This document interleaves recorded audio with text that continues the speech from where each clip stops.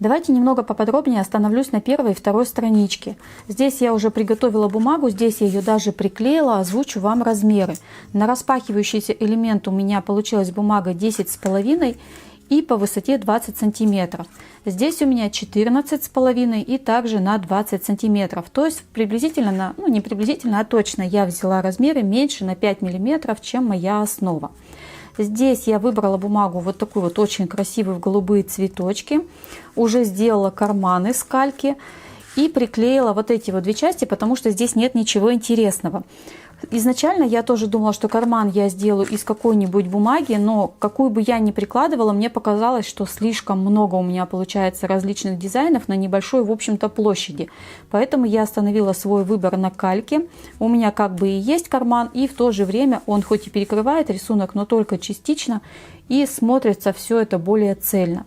Также у меня оставался уголочек вот такой вырубки, которую я использовала в какой-то предыдущей работе. И я тоже сюда ее подклеила, потому что мне кажется, что здесь он красиво смотрится за счет того, что крафт сочетается с крафтом основы. Здесь, как я уже сказала, приклеила. Изначально я хотела выбрать сюда другую сторону вот этого же листа. Сейчас я вам его покажу. Вот так она выглядит. И уже практически сделала, но потом подумала, что когда я буду располагать декор, слишком активный вот этот фон будет мой декор перебивать. Поэтому я перевернула листочек на спокойную сторону, сделала ее коричневой. И мне кажется, что смотрится очень хорошо именно в коричневом цвете. Подложечку я сделаю вот такую вот из листочка, который совершенно из другой коллекции. Причем у меня так интересно получилось. Вот эти вот остатки, длинные прямоугольнички, которые мы с вами вот вырезали от листа, они у меня по ширине просто идеально подошли для вот этой вот подложки. Поэтому я, не раздумывая, остановилась на ней и буду делать подложки уже все вот такие. То есть мне совершенно не пришлось подрезать эту полоску по ширине. Единственное, что мне нужно отрезать по длине, ну, так как мне будет необходимо для каждой раскладушки. Здесь она у меня двойная. Я приклею ее вот здесь основательно, вот таким образом. Здесь она будет распахиваться так. И сюда я еще спрячу, вернее не сюда, а вот сюда я спрячу магнит. И второй магнит я спрячу под основной бумажкой, чтобы за счет этого магнита у меня все держалось и не распахивалось. Также вы можете обратить внимание, что я еще сделала отстрочку по контуру бумаги. Но вы, конечно, можете этого не делать. Специально я в закромах Родины нашла у себя даже катушку не белой, а бежевой нитки. Смотрю, как получилось. В общем и целом нравится. Может быть, можно было нитку взять немножечко потемнее, но у меня такой уже, к сожалению, не нашлось. Ну, в общем-то, и все по первому развороту. Сейчас я его соберу. Здесь пока подложку, наверное, не буду декорировать. Хотя нет, тут у меня вырезан листочек. То есть, да, я сейчас полностью соберу эту страничку, конечно же, в ускоренном режиме, чтобы не затягивать время съемки, потому что основные моменты я рассказала и так.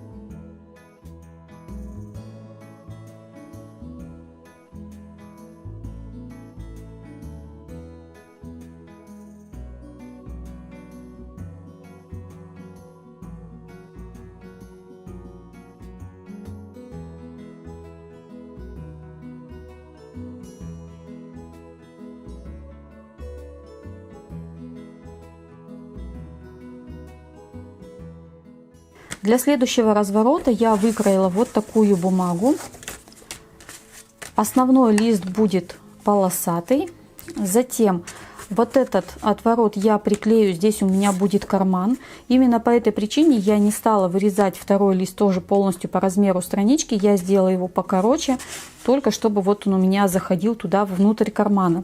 Также я сделала отстрочку здесь по периметру, а здесь только по 3 сторонам. По нижней отстрочку делать не стала, чтобы она не мешала впоследствии вставлять в карман фотографии, ну или книжечку, например, если я ее сделаю. Одну подложку я уже приклеила, она будет вертикальная вот здесь. А вторую я только приготовила, вот сделаю вместе с вами, чтобы показать вам, как я их делаю. Вроде бы никаких тут особых секретов нет, но может быть кому-то будет интересно. Она будет откидываться у меня в эту сторону. Эту я приклею плотно, открывашек здесь не будет. Возможно, оставлю только с этой стороны карман, чтобы вставить туда какой-нибудь тежик. Для декора кармана я опять-таки выбрала просто коричневую вот эту сторону, потому что у меня на столе лежал бордюр, и у меня глаз на него упал, и я поняла, что он здесь будет просто идеально смотреться, особенно выигрышно на темном фоне.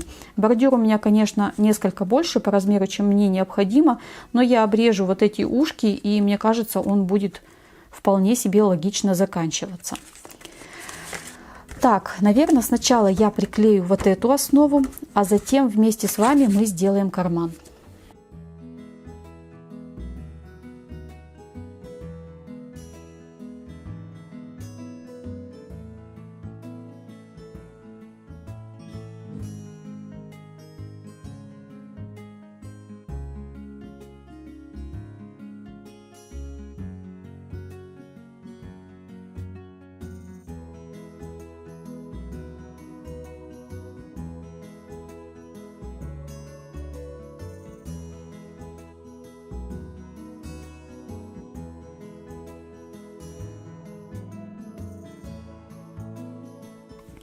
Хочу озвучить еще один небольшой нюанс.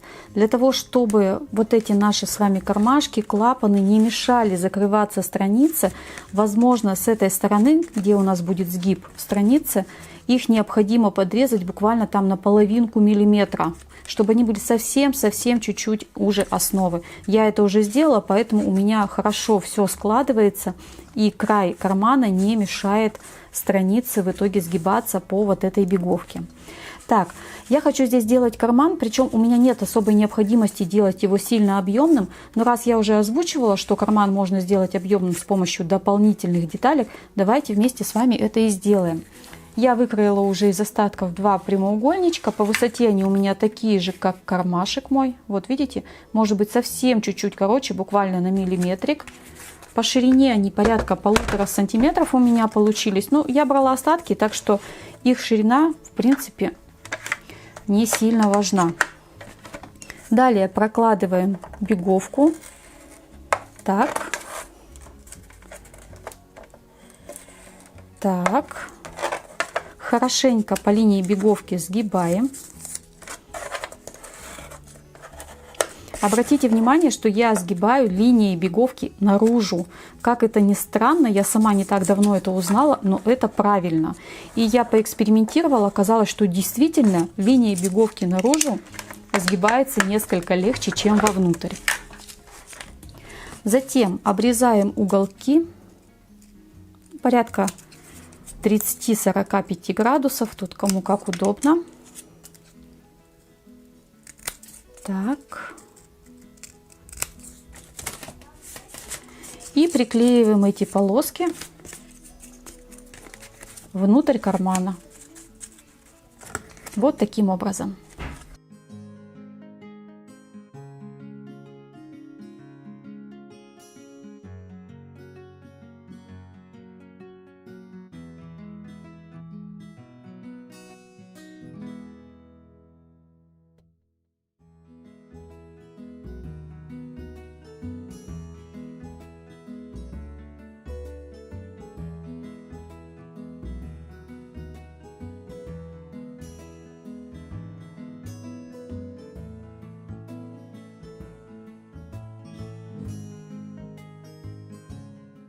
С левой стороной немного посложнее, потому что здесь нам нужно еще сделать открывашку для фотографии.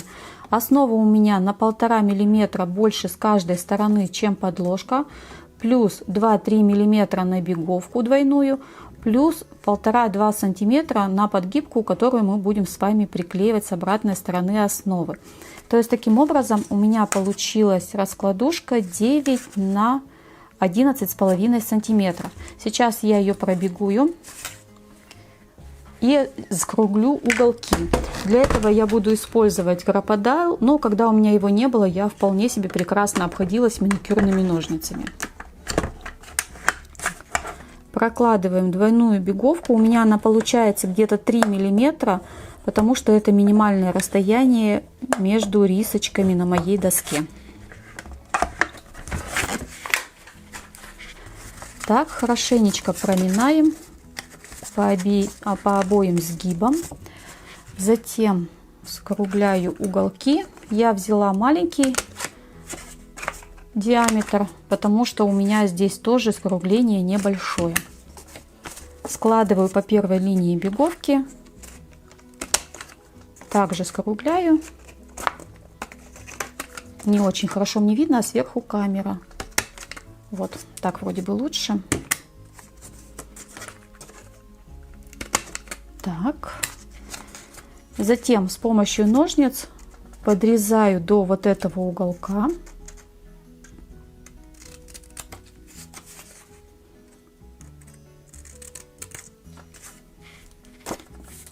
И затем еще немного срезаю угол ко второй линии беговки. То есть, видите, у меня здесь получается скругление, потом прямой угол и потом скос.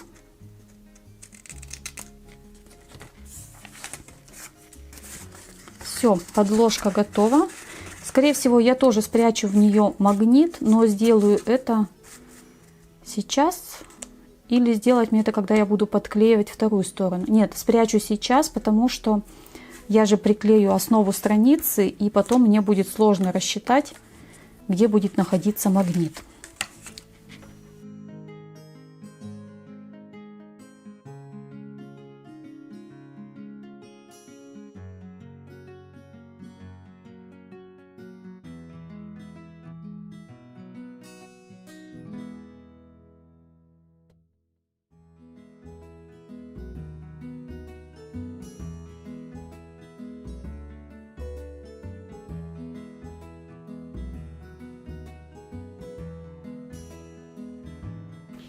Нижнюю подложку я приклеила по 3 сторонам на случай, если решу вставить сюда тег. Если передумаю, потом просто приклею по 4 стороне.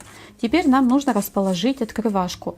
Я стараюсь, чтобы вот эти расстояния у меня были максимально приближены к этим. Тогда будет страничка смотреться более гармонично. Прикладываю на место. Доверяю своему глазомеру. Если не доверяете, можете делать это по линейке. Отмечаю точки. И делаю надрез по линейке ножом. Теперь вставляем ушко от открывашки, переворачиваем на другую сторону и приклеиваем.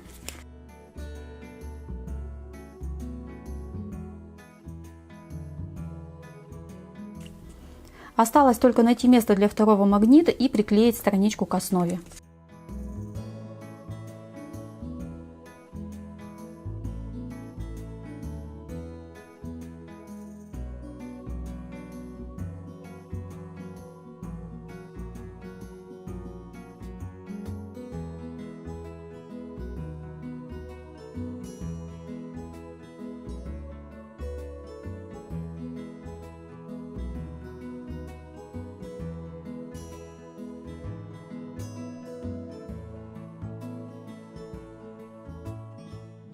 Пока все остальные странички я подбираю по аналогии.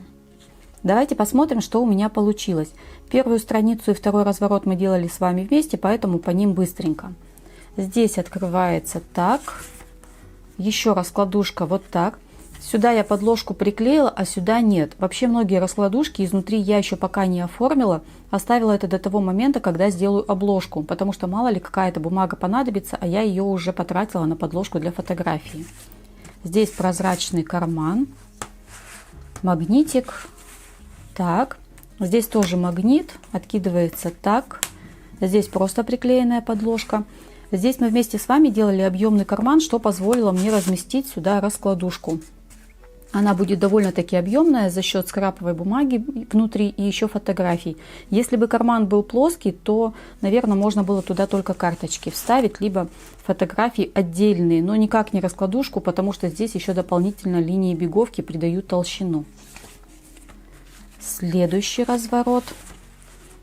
Откидывается вверх, держится на магнитах, еще раз вверх. Здесь вот такая открывашка. Здесь держится на двух прозрачных анкерах. Так, сюда уже положила основной декор, чтобы не запутаться впоследствии. Здесь тоже будет подложка для фотографии. Закрываем. Следующий разворотик выглядит так. Здесь магнитик. Так, так. Здесь кармашек, скорее всего, здесь будет какой-то тег, либо еще одна фотография. Этот кармашек сделать чуть-чуть поуже в результате, чтобы можно было вот сюда приклеить рамочку, и она здесь хорошо смотрелась. И, наверное, здесь какую-то надпись размещу. Здесь тоже магниты, откидывается вниз и еще вот таким образом. Здесь вверх. Следующий разворотик. Здесь карман, вот как раз о чем я говорила. Здесь карман плоский, то есть он приклеен по двум сторонам, дополнительный элемент туда не вставлен. Поэтому здесь просто вот такие карточки для фотографий. Здесь подложка, откидывается вниз, держится на магнитике. Ну и заключительная страничка вот такая. Фотография, карман боковой, в который вставляются вот такие вот подложки для фотографий. Для них я сделала специальные ручки, чтобы их было легче вынимать. Основа для альбома у нас готова, и самое время приступать нам к переплету. Для корешка я взяла акварельку плотностью 300 грамм. Ширина 15 сантиметров, высота 21 сантиметр. Затем я нашла середину и от нее отложила 2 сантиметра 1 миллиметр и 2 сантиметра 1 миллиметр. У нас толщина корешка должна была быть теоретически 4 сантиметра, потому что здесь 4 детали по сантиметру. Но за счет толщины бумаги появились еще дополнительно 2 миллиметра. От этих точек я также отложила сантиметр и сантиметр, чтобы мы могли расположить объемный декор на первой и заключительной странице. И теперь по вот этим крайним точкам мне нужно проложить линии беговки.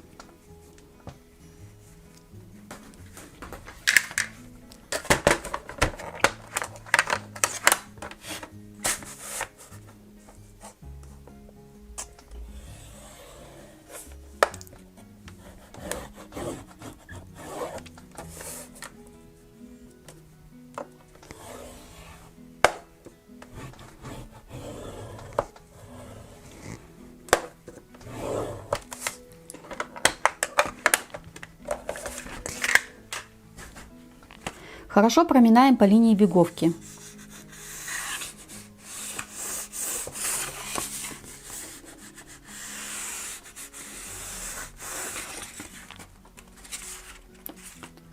Теперь эту полоску бумаги нам нужно обклеить тканью, какую мы планируем использовать на обложку.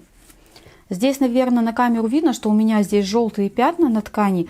Дело в том, что когда я ее отглаживала, у меня утюг решил вдруг плюнуть ржавой водой ни с того ни с сего. Раньше за ним такого не водилось, но вот приключилось. Но я думаю, что это не страшно, потому что здесь у меня будет потом вклеен сам альбом, и эти пятна закроются. Приклеиваем ткань. Я планирую приклеить ее на клей-момент, потому что все-таки ему я доверяю больше, чем клею-карандашу. Хотя, конечно, нужно быть осторожным, потому что ткань может пропитаться.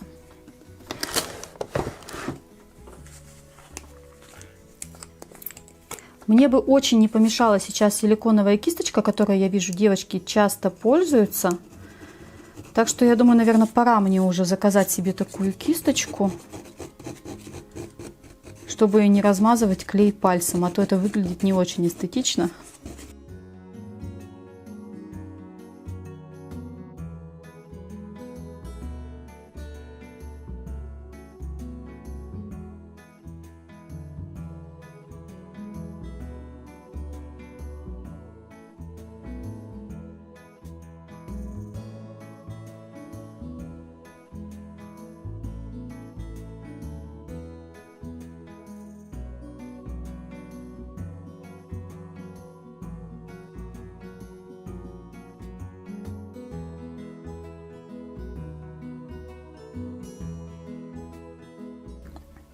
ткань у меня приклеилась.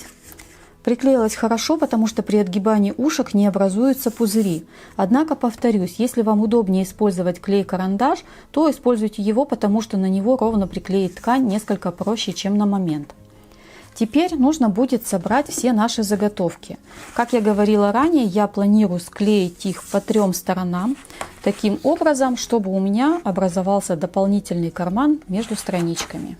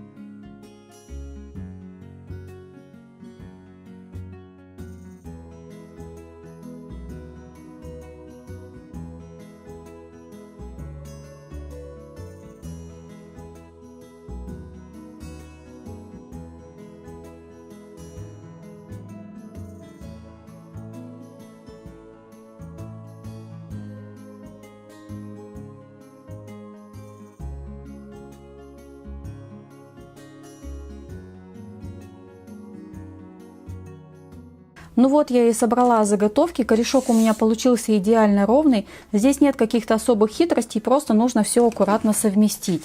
Закрепила зажимами для бумаги и оставляю на просушку. Теперь наша задача максимально тщательно и аккуратно вклеить основу в середину корешка. Однако только клею мы доверять не будем, впоследствии укрепим всю конструкцию братцами.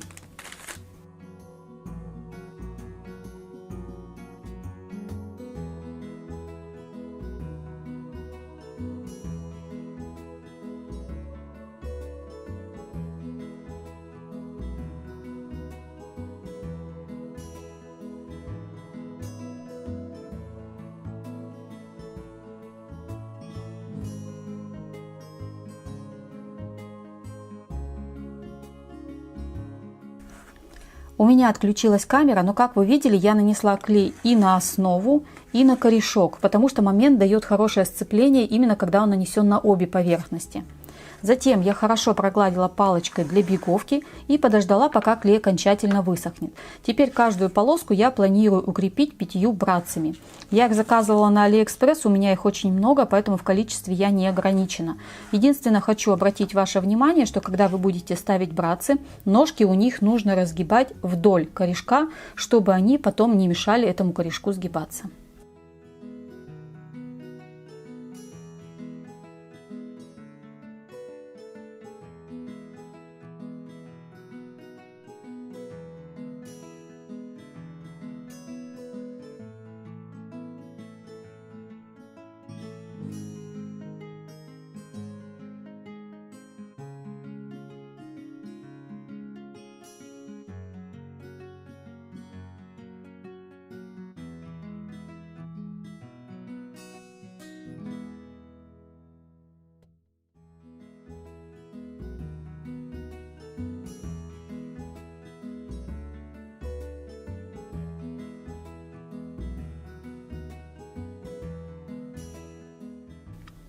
Один братц у меня расположен посередине, 2 крайних на расстоянии 1 см от края декоративной полоски и между ними еще по братцу на расстоянии 4,5 см.